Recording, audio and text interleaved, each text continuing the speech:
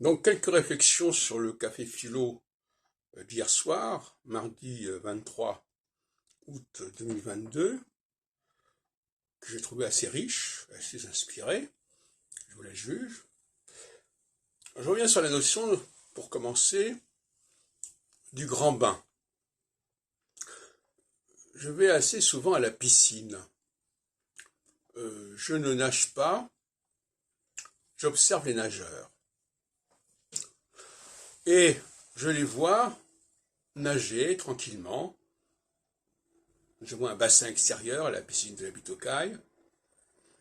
On a même un solarium qui permet de surplomber la piscine. Et ils nagent, ils n'ont pas pied, parce que dans le grand bassin extérieur, on est à plus de 2 mètres, enfin à 2 mètres. Et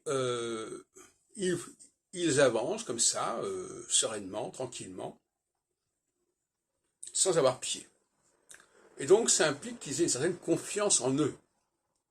Donc, nous avons abordé le problème hier soir, de la confiance en soi, mais nous avons oublié, nous n'avons pas eu le temps de parler de la confiance en soi sur le plan intellectuel. Nous avons dit, oui, il y a la confiance en soi quand on traverse la rue, etc. Or, le grand problème que j'ai remarqué dans le milieu des historiens, dans le milieu de tous ceux qui essayent d'aborder des ouvrages, des travaux anciens, des traditions, c'est la peur du grand bain. Ils veulent être dans le petit bain, c'est-à-dire qu'ils veulent avoir pied, hein, et ils ont peur de perdre pied. Et le milieu astrologique, le milieu religieux, parfois même le milieu linguistique, attire des personnes qui n'ont pas une grande capacité d'aller dans le grand bain. D'où des réflexes, des comportements frileux.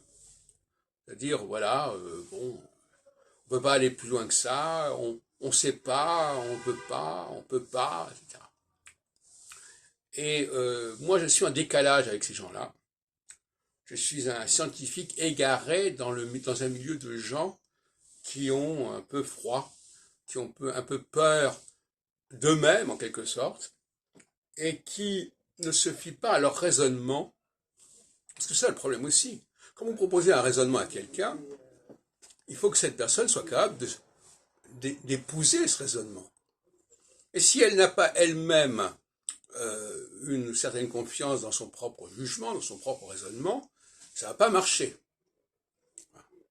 Donc, nous avons toutes sortes de comportements frileux.